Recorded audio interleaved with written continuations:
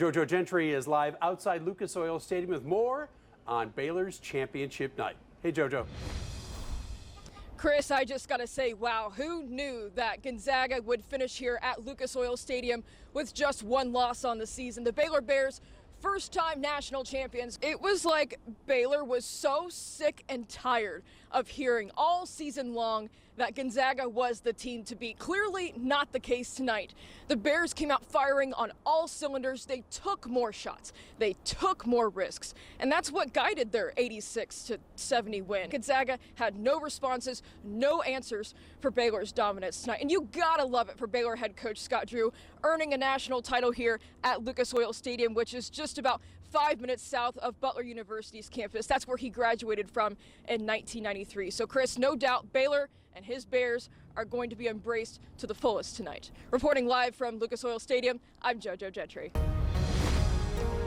Mike Woodson is going to be IU's next head men's basketball coach. It only took a couple of weeks for the Hoosiers to find a replacement they think is going to revive the program. Woodson checks a lot of boxes, but a big one he writes off is having played for Bob Knight. He'll head to Bloomington from New York, where he's been an assistant for the Knicks this past year.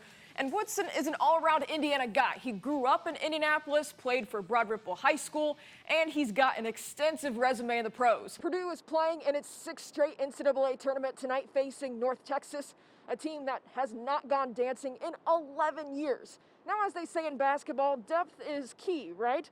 Well, so is their depth perception here at Lucas Oil Stadium. Thank you so much for joining us. I'm JoJo Gentry with sports. Both Final Four games play here tomorrow at Lucas Oil Stadium. The first game tips off at 5:15, featuring Baylor and Houston. Now, all 4 Final Four teams got to practice here at Lucas Oil Stadium earlier today.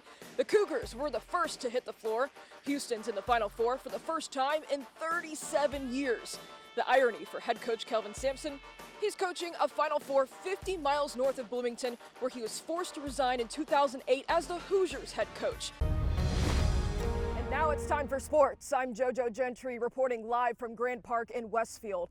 Colts quarterback Carson Wentz is having surgery on his left foot and will miss quite some time. He endured the injury here Thursday during day 2 of training camp, and we have not seen Carson Wentz since. It's official. The greatest Colt of all time, Peyton Manning, is in the Pro Football Hall of Fame. The Sheriff was enshrined tonight in Canton, Ohio. The Colts playoff picture could not have been drawn up without Jonathan Taylor. The rookie running back ran for 253 yards today, which set a new single-game record for the franchise. Now Taylor thinks he could be in the midst of something special. You could just tell watching the Colts last week playing against the Titans, guys like DeNico and DeForest sorely missed, but those are not the only defensive weapons that the Colts have to count on. This Colts victory had a different flavor. Now, it was not sweet. There were not any offensive fireworks from quarterback Phillip Rivers, but it was enough to hand the Bears their first loss of the season. The Colts looking to go 2-0 at Lucas Oil Stadium, hosting the New York Jets, a team looking for its first win of 2020. Head coach Frank Reich rocking the shield on the sidelines today. First quarter, Jets ball, but not for very long. It's intercepted by Xavier Rhodes, who takes this 44 yards to the end zone, and the Colts go up 7-0. Now the Jets respond. It's tied in the second. Phillip Rivers with a short pass to Mo Alley-Cox for the touchdown. In that moment, Rivers became just the 6th NFL player to record 400 touchdown passes. Later in the second, Alley-Cox once again getting that ball downfield. That leads to a field goal made by Blankenship, and Indy goes up by 10. Now the Jets trying to get something going, throwing to the end zone, but Rhodes is there for the catch. That's his 2nd interception of the day. Now we go into the third. It's Jonathan Taylor bulldozing into the end zone. That's his 2nd TD of the season, and the Colts go up 24-7. Time winding down in the third. Darnold throwing, gets intercepted this time by TJ Carey. And for the first time since 1970, the Colts put up 2 pick sixes in the same game. And it only gets better for Indy. A Justin Houston safety. The Colts defense coming up big with 16 points. The Colts win 36-7 to move to 2-1 on the season. This is the fastest field in Indianapolis 500 history, with the average speed exceeding 230 miles per hour.